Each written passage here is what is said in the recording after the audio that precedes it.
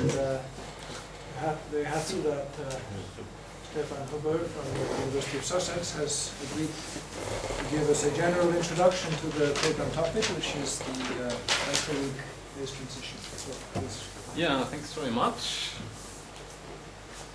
So, yeah, the title of my talk is also the title of the program. The idea was to give an introduction which is accessible to everybody. It will certainly work in the beginning. Then we have to see. I'll also have a few more special slides. So, yes, I would also especially to our program participants, I would like to welcome them officially. And yeah, it's a 6-week program, and of course I would also like to take the opportunity to thank our hosts for making this possible. I think it's a good possibility for advancement in our field. And yeah, the field is, well, it's a wide range of different topics, all related to one common theme, which is the electric phase transition. So what I would like to do in this talk, I will start with a quite general introduction into the electric phase transition and things about the dynamics of how it works, things like the strength of the phase transition. Then the second main part will be something I've been working on for quite some time, which is just one aspect in the end. This is baryogenesis. How can the matter-antimatter symmetry be related to the electric phase transition? And again, I'll start with a quite generic, basic picture, and then work my way through to maybe some more specialized stuff. And then finally, I'll say a little bit about gravitational waves, which has been something people have more worked on recently. And yeah, especially I would like to really conclude with a little bit of a status report, and also understand a little bit the stage of what I think we could be working on in the next 6 weeks. So, well, the electric phase transition certainly related to the electric theory, and I guess I hope we're all familiar with the standard model of particle physics. It's a model which has now been around for almost 40 years, I guess. It's been extremely successful in describing all sorts of collider data. At the heart of it is, of course, mathematical structure, the symmetry group of the model, and we are mostly concerned with this SU2 cross U1 structure, which is the electroweak part, where SU3 describes the strong interactions. Now this basically fixes the force carrier particles, gauge fields, spin 1 bosons, and now these bosons, they're coupled to chiral matter, 3 generations of quarks and leptons, all stuff which has been observed. And what is a little bit special about the standard model is it's a chiral gauge theory, so it's parity violating. There's a left-hand electron and the right-hand electron that don't have exactly the same interactions. Well, they have the same electromagnetic interactions, but not the same weak interactions. Now, what has not been observed so far, I will come back to this in a moment, is the Higgs boson. And the Higgs boson is there because this SU2 cross U1 symmetry is actually not a symmetry of nature, but it's only a subgroup of the two, the electromagnetic U1, which is a symmetry of nature. And the Higgs boson is there to do the symmetry breaking, and when it does that, it gives masses to the fermions and the gauge boson. I think sometimes people say that the Higgs boson is responsible for most of our mass, which I think is not true, because my 80 kilos or 70 kilos are mostly gluons, I think, in the end. So if we dynamically generated mass from QCD, if we set the electron mass to 0, the mass will not change very much. Okay. But you will. I will change a lot, yes. I will change a lot. Yes.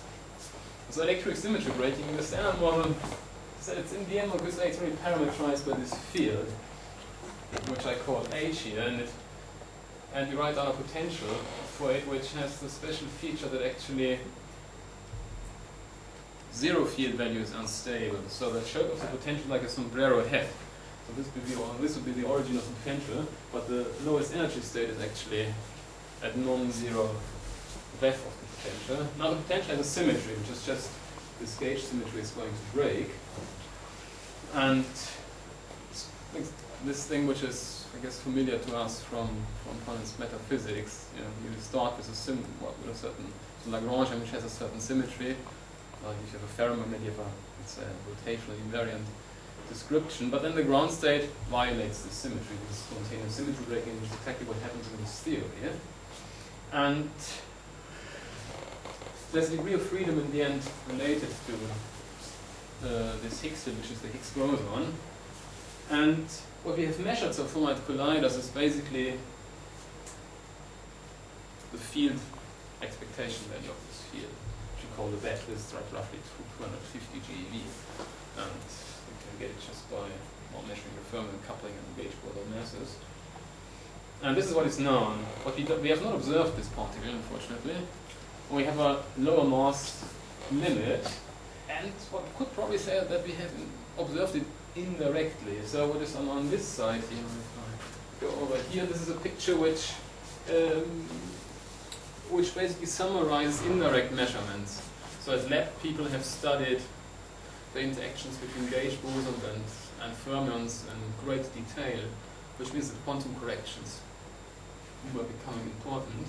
And there are quantum corrections coming from the Higgs. For instance, a Higgs loop contributes to the gauge boson masses. But this is a kind of only quite weak logarithmic effect. And now you can do a fit to all the data, and what you actually find that the preferred value of the Higgs mass is below this 114 GeV, but I don't know I guess it's not really readable I think if you allow for like 2 sigma deviations, then you get an upper bound of something like 144 GeV on the Higgs mass. But of course it's kind of flexible bound a little bit because it depends on the Higgs mass. But if you would remove the Higgs from the theory, that's extending the Higgs mass to infinity, then this would give a bet how much less fits to the data. And this all agrees quite nicely, I would say. So replacing the Higgs by something completely different, and not something strongly coupled. So this would still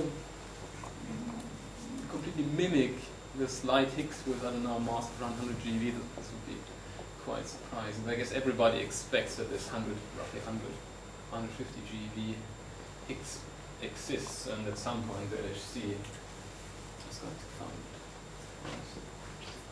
So, yeah. Good. So this electric symmetry is broken, and I guess we could say we don't really understand why it's broken. We just write down a potential which breaks it. And now in this theory you can just compute what happens when you switch on temperature. And what you find, I'll come back to this later on in the talk, what you find is that at sufficiently high temperatures the symmetry gets restored. It's like, again, you take your ferromagnet, you have a rotational invariant description, the ground state breaks the symmetry, you heat up the magnet, you get a phase transition, and the magnet loses its magnetization. And so something similar also happens here. So you can you certainly can compute a temperature where the symmetry gets restored. Of course, what we don't know is that the universe ever was at such a temperature. Now, this is something we don't really know. Because it turns out that the temperature where this symmetry restoration happens is roughly 100 GeV. Well, I guess we don't have any real information about the early universe before nucleosynthesis, which is like a minute after the Big Bang. There's a temperature which is, well, it's 1 MeV, not 2 MeV, so it's like 10,000 times more. So there's no direct proof that the symmetry was ever restored, but that's kind of one of the assumptions we are making in what we typically do. And if you convert this 100 GeV into a time scale, this happens roughly a nanosecond or 10 to the minus 10 seconds after the Big Bang. This is exactly a symmetry restoration rate just by thermal effects. You consider this the theory at higher temperature. Did you say that we have information about the early universe? Well, up to that- nucleus for one synthesis. MeV. That's Yes, MEV. There's nucleus There's synthesis, yeah. nucleus synthesis. I guess that's the final data point we have. Yeah. And I guess before there's only If we see neutrinos, then we'll know also two anyway. yes, but well, this as I explained later on, this could be a window into much earlier time. So one MeV is roughly a minute. So coming back to this stage of the universe, going like back from 1 minute to 10 to the minus 10 seconds. And now 1 minute doesn't sound maybe very much, but of course a factor of 10 to the 10 or so is quite very lot. Now, what we do not know at the moment is how did the symmetry breaking happen? Because we do not, as last we come clear this, how this happens depends really on the electric theory. Right now we don't really know what the Higgs is. Now we understand what we write down one Higgs, nothing else. So this is just an assumption. And now depending on what particles are there, this can either be a first order phase transition, and this is what we really, at this workshop is, I guess, what we're really aiming for, is when you get interesting physical consequences. Or it could be just be also a smooth crossover, or maybe a second order phase transition in between. And this will depend on information which we don't have right now. What are the properties of the Higgs, and what other particles are there? Okay.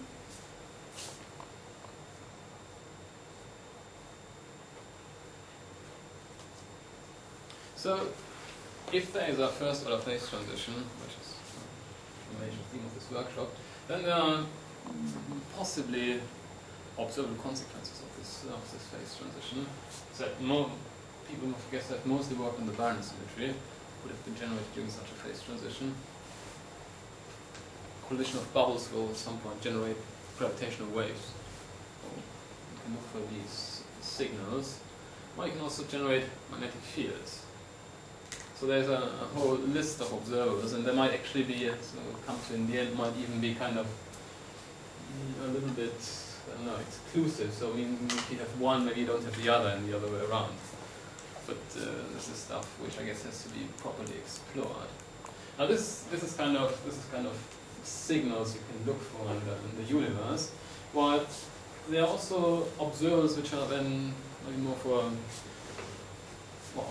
terrestrial experiments like the LIDARs, to say, how this phase transition works precisely depends on particle physics. In particle physics, I guess we will in the end mostly learn when we do collider physics. Because this cosmological information is important, but it's obvious, it's often rather indirect and makes it very difficult to pin down certain models. So the LHC hopefully will see new particles. And related to baryogenesis, there's just a question of violating CPs, or the symmetry between particles and antiparticles.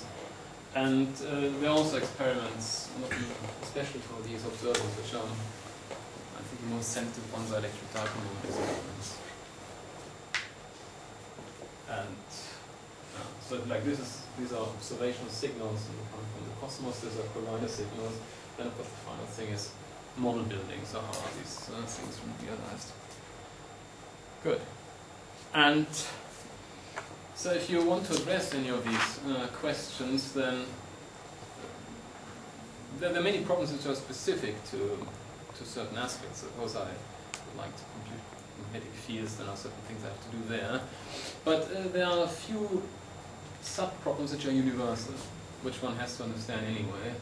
And one thing is certainly the strength and nature of the phase transition. Basically, what is the size of the water parameter? What is the size of the Higgs left in these bubbles? And the bubble dynamics, nucleation of bubbles, and the bubble wall velocity. This, I guess, plays a role in all of these subtopics.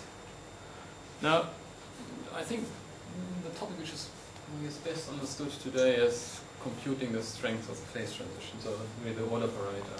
What you have to do for that is you can consider this theory in equilibrium, which is assuming you have a high temperature, and then you do quantum field theory in a thermal environment. Now, I've mentioned that this Higgs is described by a potential, and I think in the other slide this was a negative mass term which basically stabilizes the potential at the origin, and then it's some point stabilized by the coarse coupling. Now if you put it into a thermal environment, the leading effect is actually that this mass squared receives positive contribution. It's a little bit like if you think of electrons moving through a solid, or so then you have an effective mass, which will depend on the environment. A similar thing happens here. You have an effective mass which actually has a contribution which goes like T squared. So if you make the temperature big enough, this term will become positive, and the potential looks like this. And the absolute minimum is at 0, and you restore the symmetry. Now, it turns out if you have other bosons in the plasma, and suddenly we have bosons, just the gauge bosons, then a new term appears in the potential, which is a cubic term, which is negative, with a negative sign. So what happens then is that you have the situation where you have a positive mass square which dominates around here, then the potential gets down by the cubic term, and it's in the end stabilized by the quartic. So you can have two minima for some temperature. For one temperature you have two minima which you could generate, but they have the same energy, but they describe two different phases. And these two phases, they're separated by this energy barrier. Now there's no smooth way of going together. So now you have to invest energy to jump over the barrier.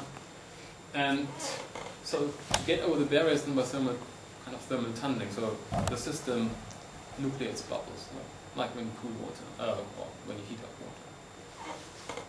You have little bubbles, just thermal fluctuations, that are big enough that they expand, finally collide, and you will end up with, you start here from the symmetric phase at high temperature, and something, the whole universe is converted to this broken phase. Now, just a technical side remark, so that the computation is kind of simple in the broken phase, because there we can do normal perturbation theory as we always do in quantum field theory. Well, what happens here at the origin, you have massless bosonic particles, like the gauge bosons formally they're massless, and of course, as we know from Bose statistics, you just get lots of these particles in the infrared. So even having a small gauge coupling doesn't really save you, and the whole thing becomes strongly coupled. But this is now well understood, and I think probably the best way of doing the computation is just putting everything on the lattice, which people did at some point. And the outcome was, I guess, quite interesting and a bit disappointing. Namely, if we really have the minimal standard model, which is just a Higgs and nothing else, then there is no electric phase transition. It's just a smooth crossover from one phase to the other. So the whole phase diagram of the system, if you would vary the Higgs mass, looks a little like the phase diagram of water. So for small Higgs masses, you have a first order phase transition, gets weaker and weaker, at some point ends in a critical point. And for larger Higgs masses, there is no phase transition. So you can really, in this parameter space, you can smoothly go from one phase to the other. Which I think is at least, it's still an interesting result from view. What does it imply for the bubble dynamics? Well, if there's no phase transition, there are no bubbles. And basically all what we are interested in will not happen. There are no gravitational waves, but no, I know at least about magnetic fields, I must admit. But I guess this all does not happen. And it turns out that this crossover happens for Higgs masses above around 80 GeV, which is clearly over this 114 GeV lower bound from left. But of course, one must say this, we do not really know how the standard model or how the Higgs sector looks like. If you just, now if you take the prejudice you have from other sectors of the standard model, so far nothing has been really minimal, yes? We have 3 generations of matter. We don't know why. You have 3 gauge groups, so it would be a little bit, I think it would be a surprise if the Higgs sector would be completely minimal. Okay. So we should have 3 Higgses. Yeah, maybe. Yes. I don't know. You can also, I don't know, if you have 7 Higgses or something like that, then you get gauge coupling unification at probably a too low scale, but yeah. So now, depending on what other particles are there, we can get a first order phase transition. And in the standard model, as I said, it's basically gauge bosons. You can really compute this term. It's too small in the end, it even compensated by non-perturbing effects. Now, there are various models which have been studied in details where this term can be enhanced, and one possibility is to have supersymmetry. So you go to a theory which basically is symmetric between fermions and bosons, which means for, in this case, let's say for each fermion of the standard model, you get a scalar particle, and there's a scalar particle to the top quark, so-called stop, it's a scalar, and this will couple like this, like the top couples strongly to the Higgs. So this scalar will couple strongly to the Higgs, and if it's light enough, it can enhance the strength of phase transition. This has been worked out many years ago. And there's a certain corner in the supersymmetric parameter space where this does work. Now, what you can also do is, there's many ways of adding scalars. You can also just add extra Higgses, and again, if they're sufficiently strongly coupled, they will make the phase transition first order. Now, in these two cases, it's the phase transition really comes from plasma effects, so these are thermal effects. But of course, if you have in the end, what is a potential? It's the simplest case is a polynomial in fields, and obviously every one of us can write down a polynomial which has two minima. And if you start with such a potential, and especially if you add to the standard model particles which don't have any gauge choice, then especially when you have lots of freedom of writing down potentials, and you can write down potentials which basically have this two minima structure already at zero temperature. And it's quite simple to get a strong phase transition. Another way of doing it is also, well, this is a potential where you basically have a h squared, h cubed, h to the fourth term. But you can also think about adding higher dimensional operators. If you think there's something strongly coupled happens close to the GeV scale, like I don't know, Technicolor or strongly coupled gravity, then also these terms could play a role. And so which would basically allow you to make, forget about this term for a moment, would allow you to make this term negative, and then this 5 to 6 term is positive, stabilize the potential, and you can get a phase transition on these lines. So there are many possibilities, and this already kind of opens up a little bit Pandora's box. There's a whole zoo of models which one can study, and I guess in the end we really need some experimental input to get a little better guidance in which direction one has to go. Good. I think that's basically how do we understand this equilibrium and strength of the phase transition, basically computing. With this computation we can basically compute the VEF in the broken phase, and we'll see it for baryogenesis. This is kind of an important quantity. Now, once you've understand the equilibrium static physics, of course, I guess you would like to understand how does the phase transition proceed. And I guess it's intuitively clear that you will nucleate bubbles, and I guess it's clear how this bubble rate must roughly go. There's probably a Boltzmann suppression thermal field theory, so it's somewhat exponential. And of course, the relevant energy will be the energy of these bubbles. Now, there's a Boltzmann distribution, and very energetic bubbles are obviously like Boltzmann suppressed. So the bubble nucleation rate looks roughly like that, so e to the minus bubble energy, which is what I call S3 here divided by temperature.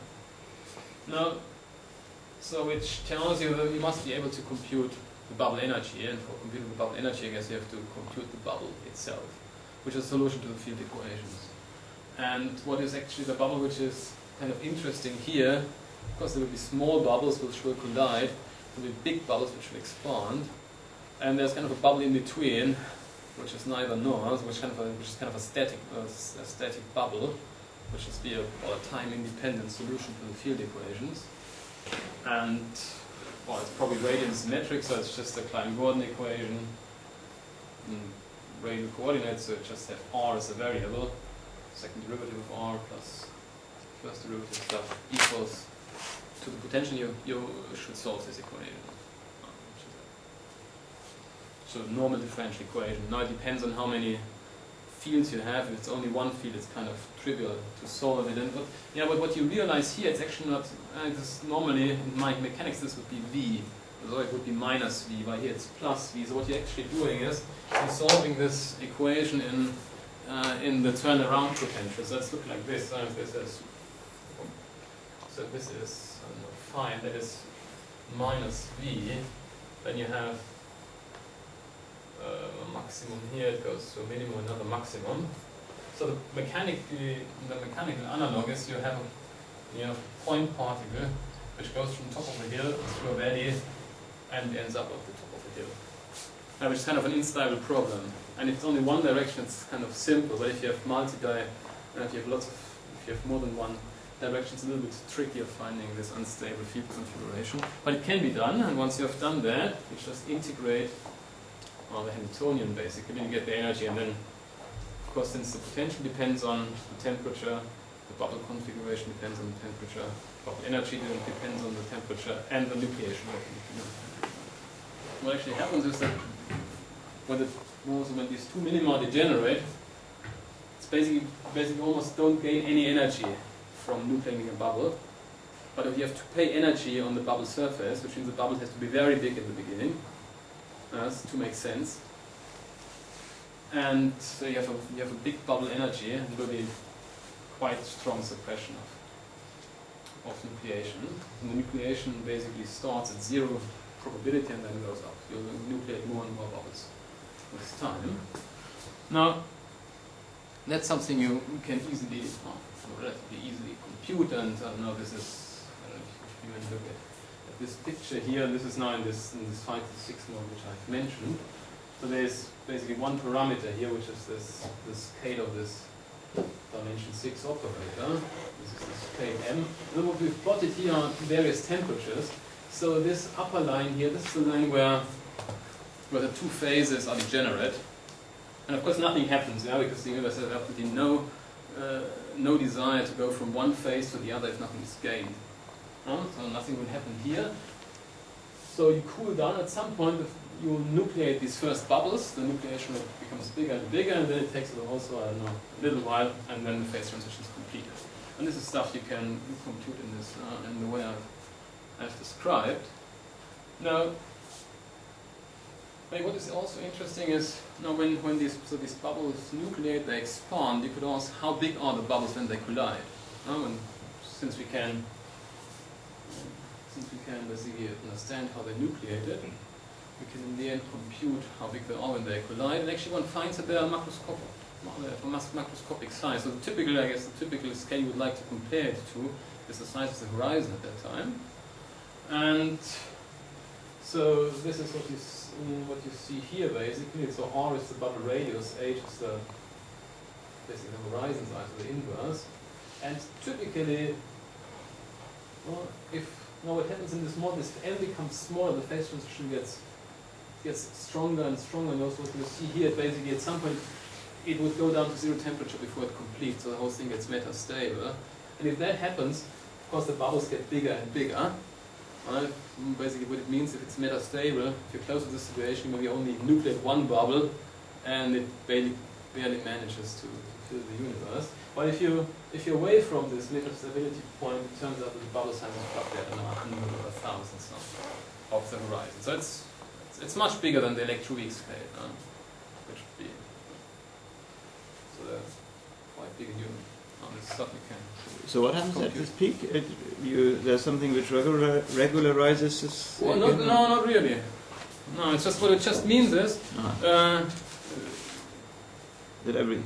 Well, yes, the tunneling probability becomes lower and lower, and at some point it becomes too small for the transition rate to happen, so you get stuck in the wrong minimum. But that means you have gone through the transition everywhere, even outside the horizon. Not sure if I understand what you mean, but I mean, if the radius becomes infinite, then it means that you have certainly gone gone beyond the horizon. Well, and in the end it would. And it means this I agree. This only makes at some point this compilation doesn't make sense, and in that sense that of course it cannot be bigger than the bubble horizon, cannot be bigger than the horizon size. I agree on that. So then you would just conclude you don't. And this is anyway just an average bubble size. Right, you have only one bubble, and computing the average bubbles. Well, then you would have to also include time derivatives. Yeah, because- which some stuff. Yes, is to actually look at really dynamically what happens. But the physical picture is really that you approach this point of metastability, you get less and less bubbles, which at the end are obvious, almost as big as your horizon. Yes, but this is kind of a. You see this only. This only in this vicinity of this metastability point. Otherwise, if somebody asks what is the typical bubble size, and all of these theories like 100 or 1,000 times the horizon size. This is I mean, that is a very narrow interval that you plot there. Yes. between five- You have this one. This is so. This would actually 80. extend to somewhere like here or so, where you would get a strong phase transition. Yes. So this is we really focused into this region where it blows up. So it's a real tuning of parameters. It's not at all generic. And if you ask, but if you really ask about this typical bubble size, it's perhaps very close to, on that scale, close to zero. No. This is No? one doesn't see. This kind of saturates here. One maybe should have plotted on a logarithmic scale, I suppose. Oh, I see. Then it would have. It saturates around 100 or 1,000. Ah, Doesn't I go see. to zero. Yes. Okay. So, yeah, so this was kind of how the bubbles nucleate. Now, the bubbles nucleate, and then they accelerate, and probably at some point they reach a steady velocity, and the physics is basically that you have internal pressure in the bubble, which makes it expand. But of course the bubble doesn't expand into empty space, it expands through a plasma, so it's like having a membrane moving through air or so you have friction, and the two things at some point will balance and determine the velocity of these bubbles. Now, it actually turns out this is quite, we discussed about it this morning briefly and also yesterday, it's actually a surprisingly difficult computation if you want to take everything into account. And, well, I guess there are only two more or less rigorous computations. So one was done in the standard model, actually by Tomislav and who's around here, the poor guy with the crutches, and Guy Moore, it's already in the 90s. What they found is that in the standard model, so if the Higgs mass at that time, I guess you talked about 40, 50 GeV Higgs mass, then the bubbles would have a velocity of roughly, I don't know, a third or so of the speed of light. But the interesting thing to compare it actually to is the sound velocity in the plasma. It will turn out in the end what the precise velocity is often not that important, but it's important if it's smaller or bigger than 1 over square root of 3, which is roughly 0.6. So in the standard model, these walls are subsonic, but the velocity is not extremely small. Now, there has been a computation in the minimal supersymmetric standard model, so in this case where this extra stop is light. Again, one of the authors is Michael Schmidt, who is around here. And then I found that actually in this stop slows the bubble wall down. So this is it's quite non-relativistic, it's like 1 over 20. But in all the other models, we don't have any computations at this stage. So I guess this is not a quite satisfying situation. And also, I mean, all of these calculations are perturbative in the sense that, as Stefan has mentioned, that it might be the case that the non-perturbative infrared aspects of gauge theories are important for those calculations, which are kind of only perturbatively treated. So we are not 100% sure that these results are correct, actually. Yeah. And I don't know, recently there was also a further remark in the literature actually that I always had the feeling that however strong the phase transition is, there will at some point be enough friction to stop the body at the velocity which is below the speed of light. And so that like, you drive a car and the faster you drive, the friction will go up necessarily. But so there is this kind of claim, and people in the audience say it's actually true, that actually friction is finite. So, which means if you have enough pressure inside the bubbles, could be that there's nothing which stops the bubbles from speeding up, which would be kind of what people call a runaway wall. So it's very like would be like nucleating bubbles into an empty space. Bubbles get faster and faster and approach the speed of light. So that would be interesting discovery. Now, just I don't want to go to this thing in any detail, but just give you an idea what you have to do to compute the bubble wall velocity in kind of more or less rigorously. What you have to do is you have to solve two things at the same time.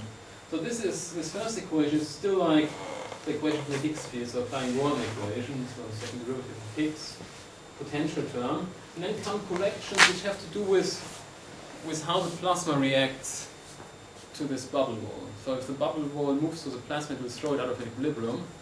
And what you have to take into account is how this non-equilibrium precisely looks like.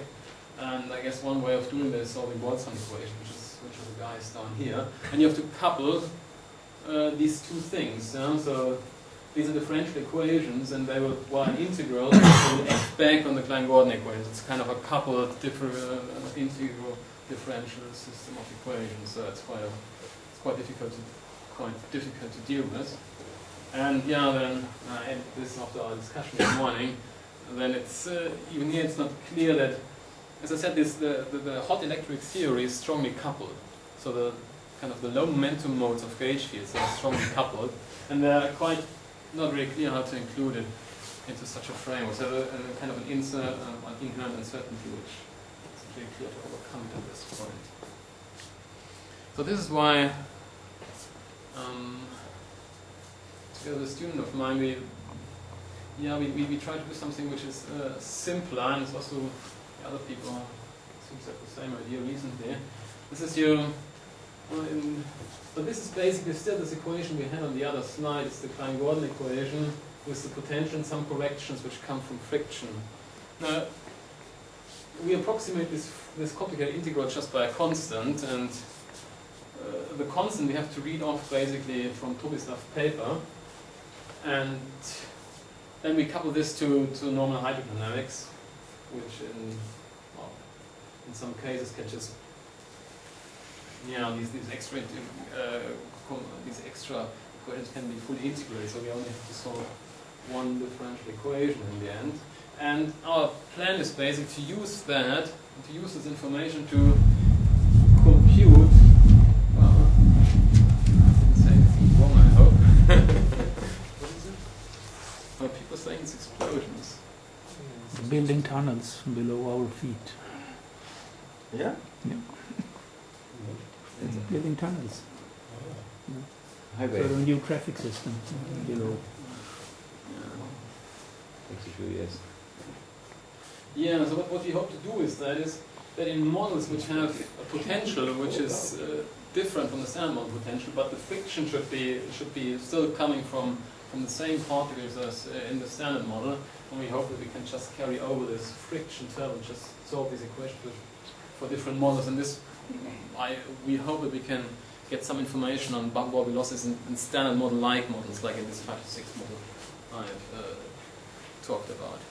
Okay, so this is certainly, so there's clearly more work to be done on this front. And now suppose we understand the phase transition.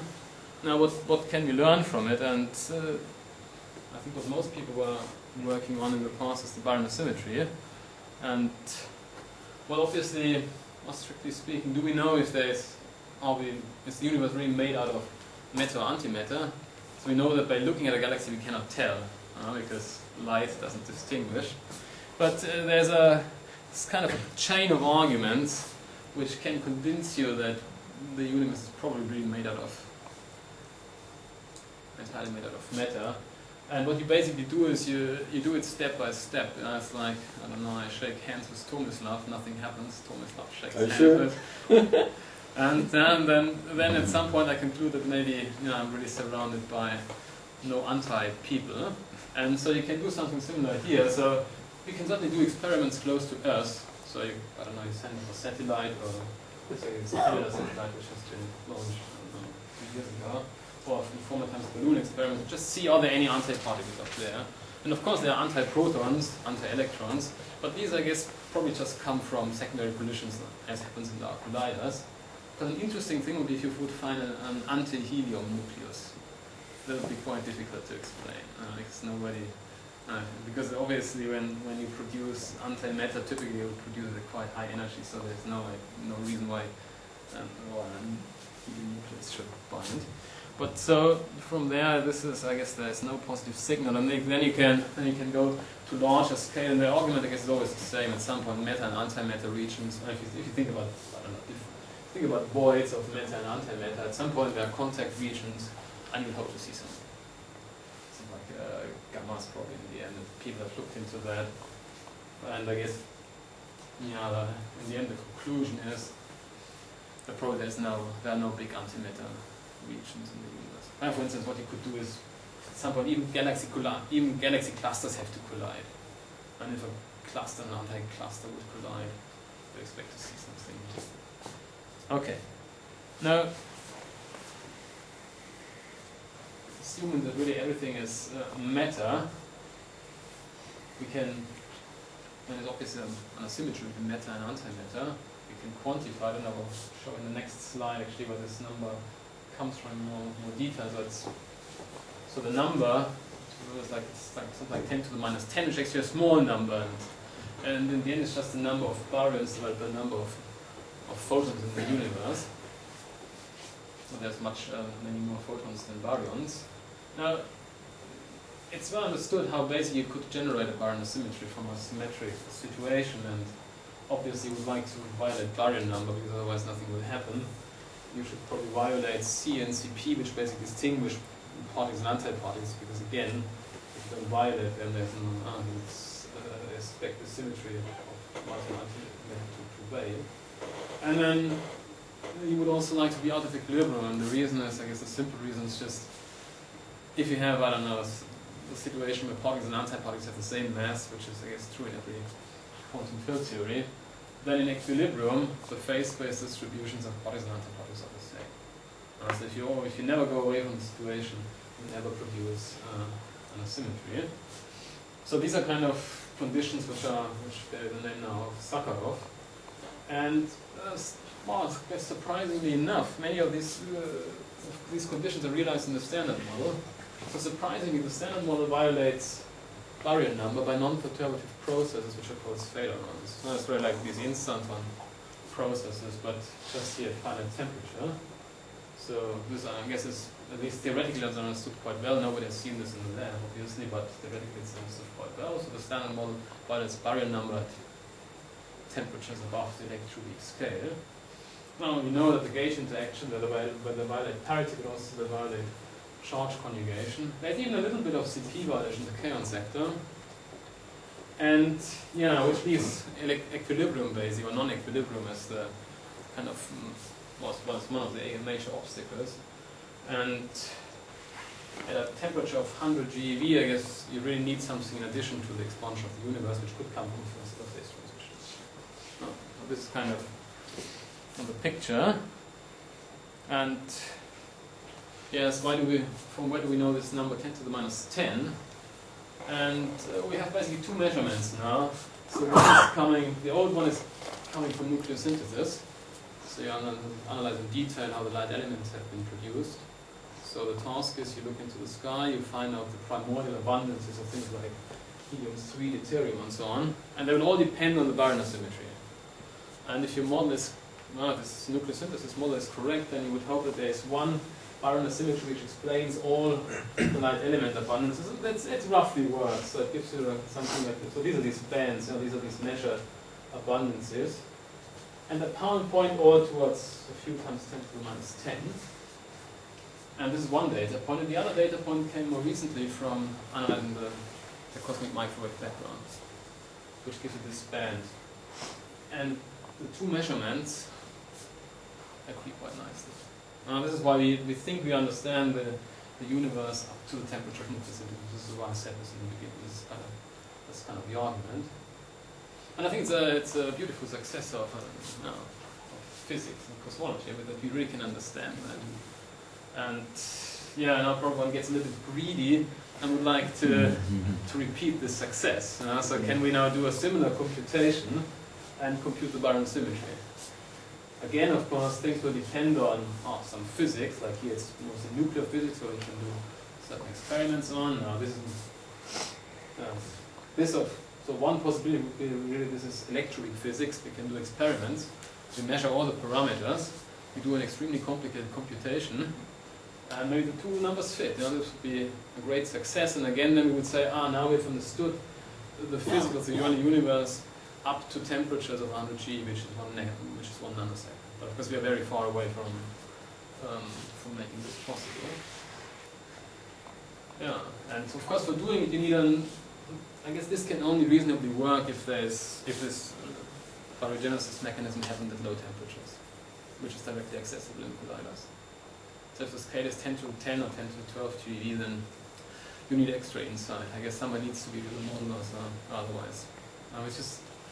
And here it's much better. You have a few observers. If they all coincide, you have some trust in your model. But the baryonism is just one number, and that's very difficult to cross-check. Okay. Now, yeah. If you do the calculations to the best of your ability, just using the minimal standard model, then at some point it was claimed that you could not get this to work. Yes, yes, because there's no phase transition. There's no phase transition. Oh, okay, so if you have the Yes. yeah. Yes.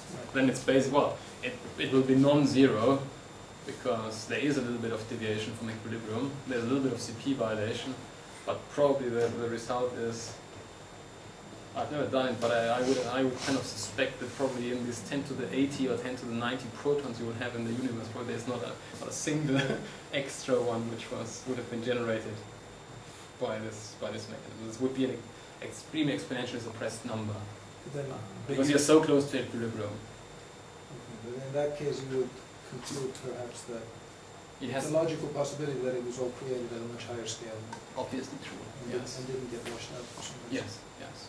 I guess. No, yes. I guess there's certainly a logical possibility that it has been created at a higher scale. Could even have been, I don't know, changed twice or 3 times. Huh? Nobody knows. Yeah. So even if that is all true, could have been that there's kind of only a pre-model, well, a pre-electric phase transition, P-monocellular symmetry, coming from inflation or coming from the heating after inflation or something like that. But of course, these things are very difficult to access directly, and maybe even if you would know the model, it could still be, if it's generated non-thermal, it could even be that we need kind of initial conditions, which we will probably never be able to verify. So I guess this low energy, if it's not a low energy, a little bit about inflation, right? yes, it's but kind of it will be very difficult. right. And So if one would be able to see gravitons somehow from inflation, then one would be pretty confident that inflation happens, and also the energy at which it happens. But then still we would not be quite sure at what temperature the universe reheated after inflation, and that would be, well, still sort of lacking, right?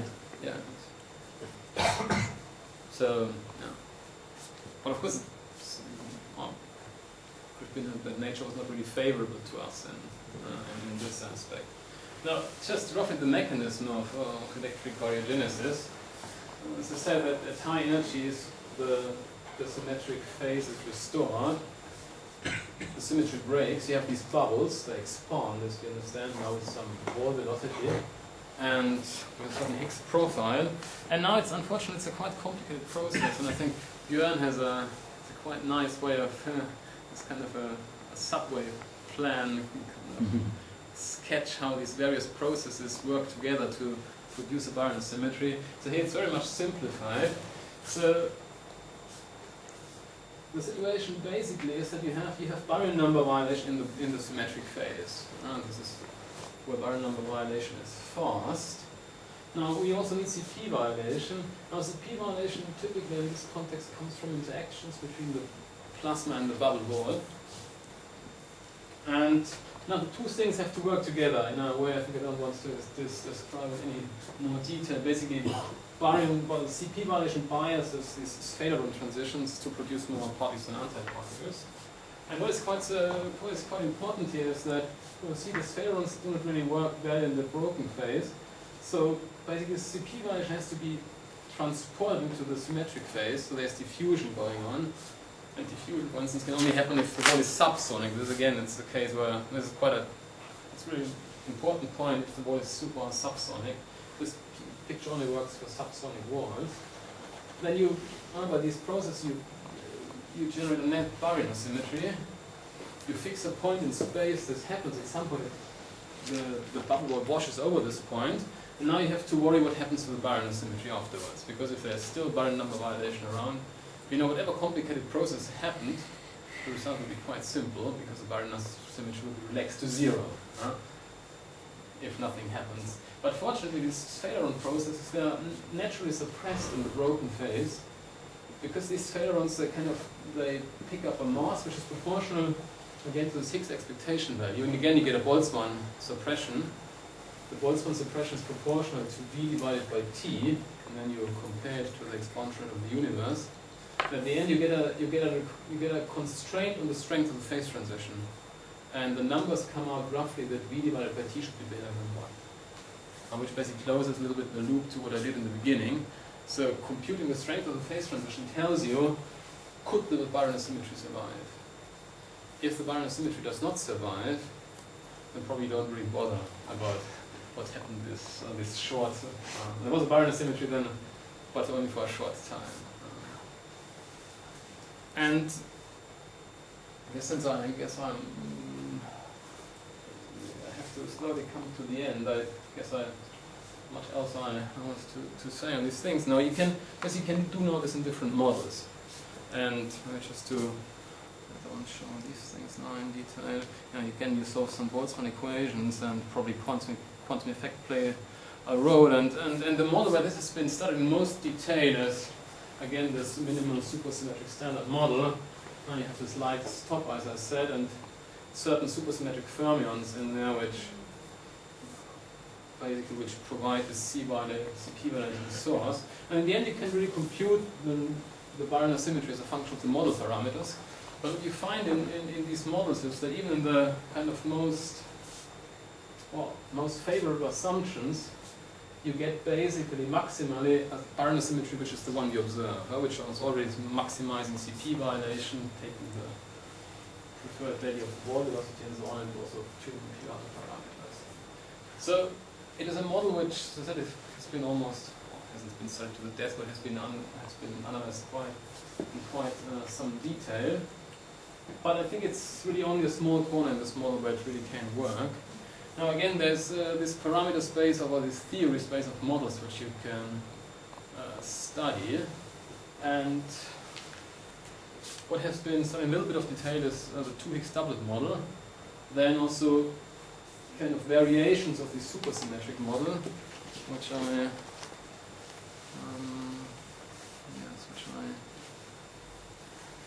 kind of maybe have summarized it here a little bit. So as I said, what you maybe like to do is you introduce singlet states, which basically allow you at the end to get this barrier. We like to have cubic terms in the potential. Now you cannot write down three doublets because 3 doublets are not gauge invariant, but you can write down 2 doublets in a singlet that is gauge invariant, and there's this term. And we see these terms, the phase transition comes more or less for free. Yes? And then we can also play all these nice games, but it turns out that doing these things in supersymmetry is a little bit tricky. There are various pitfalls you have to avoid. But as you see on the right hand, there's quite a big literature on that, and I think except for 1 or 2 models, basically it's all uncharted territory, I would say. So it's really also when it comes to these symmetries and all, it's certainly some model building issues which has to be done there. Which is kind of the problem for all these supersymmetric models actually that they tend to generate too big a signal for these electric dipole moment experiments. And the reason is that supersymmetry in general gives you quite big electric dipole moments, because the electric dipole moments are loop effects, quantum effects. Now it depends on how many loops you need to generate one. And in supersymmetry you tend to get big effects already in one loop. And while, for instance, this 2Higgs doublet model I've mentioned, the leading effects are 2 loop, which gives you an extra factor of 100, which makes here really a big difference, because this extra factor of 100 basically brings it down to something which is. The standard model is like 3 or 4 loops. Standard model is 3 loops. 3 loops, yes. Because in the standard model, CP violation is kind of intertwined with flavor violation. So you have enough loops so that all players participate. Yeah, this is what makes these electric dipole moments quite nice observable. They're basically zero in the standard model. That's 10 to the minus 30 something, and the limit is now 10 to the minus 26 or so. So they are, I don't know, between the standard model and the current bound is 8 orders of magnitude or so. So it's a background-free experiment. But whenever you see something, you know that you were doing that there's new physics. Now, one sort of thing people are starting to play with in the meanwhile is to make this link between collider physics and cosmology more precisely. You take a model, you study the phase transition, you see it, you try to see what you could learn from things like the LHC and so on. And it turns out that, I guess the bottom line is that for the LHC it will be quite difficult to pin down the nature of the phase transition, depending a little bit on which model you have, but often it's difficult. And the reason is that the LHC will not be able to probe the Higgs potential directly. We will be able to measure the Higgs mass probably, but not the Higgs self-couplings, which for instance this lambda 5 to the 4th coupling. This is quite difficult. We'll probably need something like a linear collider then. Now, what I've been doing recently, so mostly with Thomas Constantine is also around, looking at the production of gravitational waves. And again, the physical picture is quite simple. They have these bubbles that become quite big. There are lots of energy in there, especially if they're supersonic. They expand and they collide at high velocity, which is a kind of a model source gravitational waves. And this is also when we basically started to look at the dynamics of the phase transition more closely. There are two main parameters here. So one is basically set by the amount of energy you have, basically the latent heat, to be normalized relative to the radiation energy, and the size of the typical scale, which gives you the frequency, which is the bubble radius. And what you find actually is that when you go to the there's this, what should I show on this? So people are thinking about building big space-based interferometers like LISA, which will look for gravitational waves, and they're nicely sensitive in a frequency range, which you get from the electric phase transition. So these are millihertz, basically 10 to the minus 3. This is the LISA sensitivity. Now, depending on how strong the phase transition is, you could hope maybe to see a kind of gravitational wave signal. But I think it could only work for LISA it could only work in a very favorable range. Now, people propose kind of more elaborate, bigger experiments, and then, I don't know, these experiments could maybe have more of a chance of seeing something. But as we understand now, this a strong gravitational wave signal would mean a very strong phase transition, probably supersonic bubbles. So it could even mean that if we see gravitational waves, maybe it means that the Barron symmetry is very difficult to generate at the electric phase transition, because there will be no diffusion. But again, this is something which is probably not completely understood. So maybe let me now take another 2-3 minutes of giving kind of a status report and an outlook, just going through these various points again. So, first thing I guess is always understanding the phase transition, the strength of the phase transition. As I said, this is I guess this point is quite well under control. We know that if nothing else helps, we can probably put the thing on the lattice. Otherwise, you can do perturbation theory, and especially for these models with a very strong phase transition, everything is more or less simple anyway, because all these non-perturbative effects don't play that well. And maybe since I like this 2x doublet model a little bit, so that would be probably, I guess there are some open issues there, so one maybe should include maybe 2 loops there, or maybe put it on the lattice, which would probably be something for Kari, if she is interested. And the ball velocity, so this is kind of under control. Ball velocity is kind of more or less the opposite, I would say. And most of the models people are working now, we do not know what the ball velocity is, unfortunately. And if people claim, for instance, that in a singlet model you can generate the Barron symmetry, it's always modulo this aspect here. It's not a thing which is completely ignored for most of the time.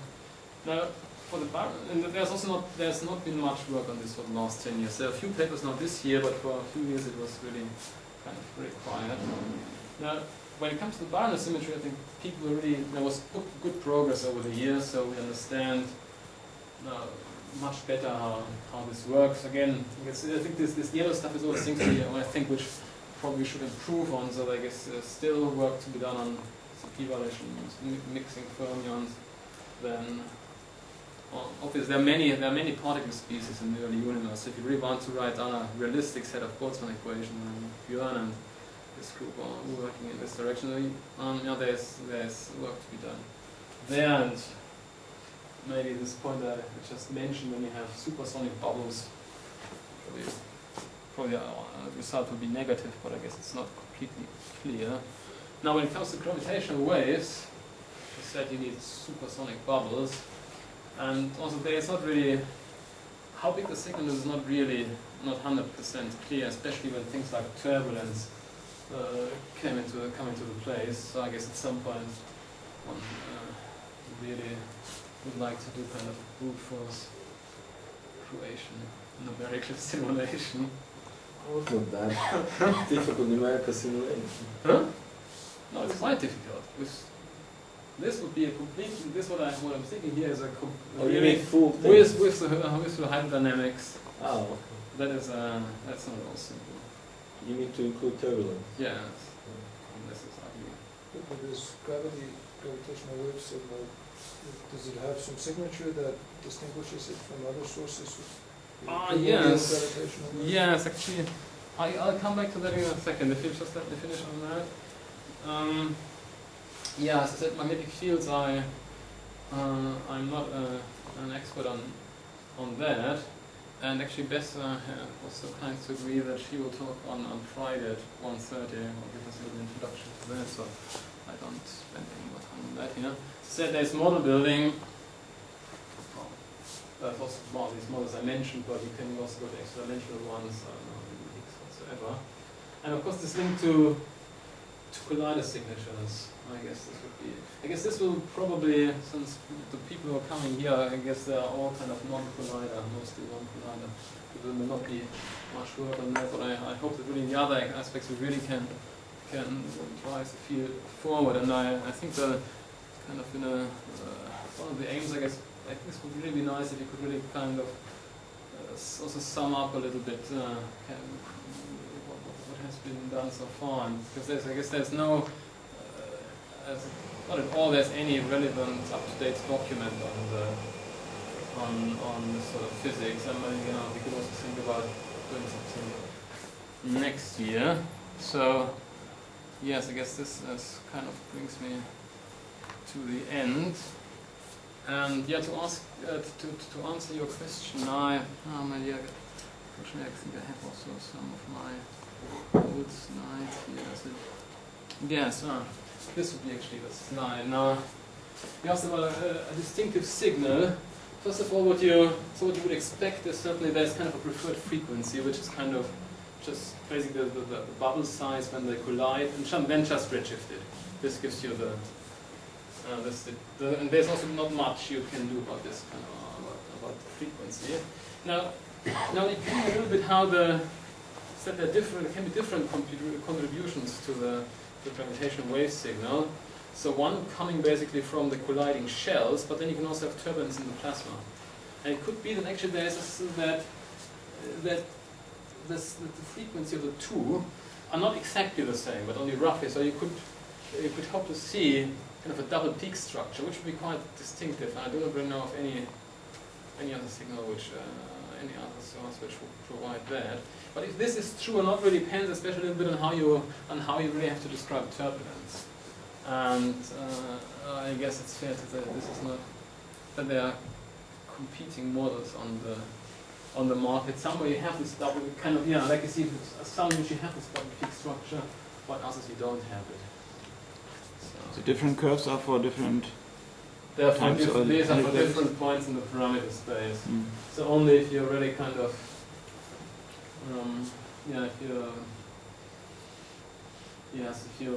the closer you go to metastability, you really need to have a lot of energy in the bubbles to see it.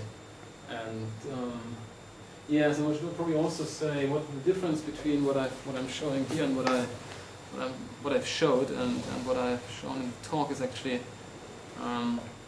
the slope here, which is actually which turns out actually to be the spectrum falls off weaker, softer than we thought, which is something I discovered with Thomas. Yes? But these results are from simulations, or are they analytical formulas for stability? So these ones come from an American simulation, but from relatively cheap one, I would say. I think the thing was still running for quite a while on this. But what you do there is you model. The question is always how do you describe the system, and the full description is obviously Higgs field plus plasma, and this is kind of these simulations. What with Thomas, what we did was much simpler. You treat the bubbles as thin shells, and so all which basically happens is you compute the bubble nucleation rate from solving these bubble equations, and then you just generate according to that this random distribution of bubbles. You nucleate them, you expand them as thin shells, and you compute energy momentum tensor. And so what you Is do, it and what result from one bubble or bubble collision? no, it's many. Well, it's many bubbles, and what happens is so you have, let's say, okay, But you new start. Yeah, suppose you have two bubbles. Yes, they nucleate, they expand at some point, they would overlap. And it turns out, and this has been kind of shown by comparing it with real simulation, that you get basically the correct energy momentum tensor if you cut out the overlap region. So what you do is, when these shells become bigger, you always subtract the overlapping part, and then you just have these kind of delta function-like sources, and this is what gives you, what contributes to gravitational waves. So basically, what has been shown, kind of really by just comparing with really solving the full equations, that this energy momentum tensor here, and the one you get by, what of course happens is when the bubbles collide, you get little ripples here. And you basically can leave out the ripples. This is kind of the... Then the radiation is strongest if they just approach each other, yeah? Or this rule is only true if you have already some overlap? No, this is kind of, this is, I guess, true more or less all the way along. Of course, in the end, what you observe is, of course, the integrated signal, yes? So, of course, in the end, the thing is complicated. You have bubbles of various sizes, and what we are convinced, I guess, and Thomas can correct me if he thinks differently, that as I said, yeah, there will be kind of, I don't know, there will be smaller bubbles here that what was new in our simulations, we really took a quite kind of realistic and big set of bubbles, including many small ones, just as you get them when you do when you follow your bubble nucleation rate. As I said, in the beginning you only nucleate a few bubbles, and then and basically then the rate goes up more or less exponentially. So you have many small bubbles, which gives you more power on high frequencies. But if they don't overlap, you still have the energy momentum tensor. But Yes, but it's and there's no radiation. Yes, it's spherically symmetric. I think even, isn't it? I think even if you have, I think even for two bubbles there are certain symmetries there, which I guess in the ideal case would forbid you to get a signal. No. They're the same size. No, if the bubbles collide centrally, but if they collide off centrally, you certainly will get a signal. You know. Well, No. Oh Well, yeah, yes. you're right. No, sorry, I was wrong. yeah, They always because collide they're centrally. Yes, yeah. So there's There's only two, but yeah. So basically, we did this kind of, and of course, this only then. There's of course no turbulence in here, because it's even it's a very simple model, and kind of on a normal desktop, I guess this is all you can do. I think solving the full hydrodynamic stuff is, well, the experts are not here.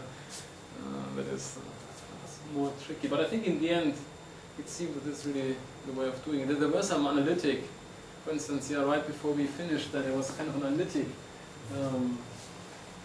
computation supporting this behavior, which I think was, but in the end it turned out there is kind of free parameter in there which they only tuned for getting that, and I guess that it's better they can also reproduce another result.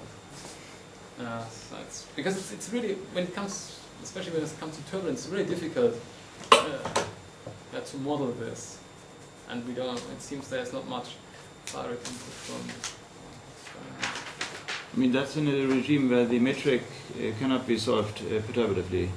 Must be fully nonlinear.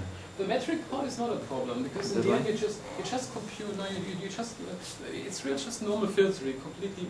Here you leave out gravity in the beginning, and once you compute the energy momentum tensor, then you well, it's kind of a linear response thing. So only small fraction of energy gets converted in gravitational waves, so there is no back reaction. So gravitational waves are just spectators. Yes. I mean, gravity is spectator. Yeah. Yes. Now the problem is really the hydrodynamics. The hydrodynamics is the problem. Yeah, there's hard work to be done. Okay. Okay. Yes. Okay, I guess we've had a fair number of questions already. Anybody has a burning question still? Yeah, we are around now For a few weeks. I have a question. Yes. Maybe you can also just briefly announce that we'll have talks basically every day. Yes. Well, yeah. So we'll have. There's one thing I didn't. We'll have a reception on Tuesday evenings. A little bit of wine and Truth? Tuesday. Next yeah. week? Yes. Oh, No, it's just getting a little bit together it's not with. a talk. Huh? It's not a talk. No, this is just yes, and then we typically meet around 10 here for starting our discussions. Tomorrow we'll have kind of a more extensive discussion. We decided on this wall velocity business, and yes, next week I guess will be more intensive than with talks. Probably we'll always have a talk every day, which I think will keep this time slot here. So I think 1:30 was a good time. So it will be best on Friday, and then Michael on Monday about kind of a general introduction also to the subject, and then we'll work from there.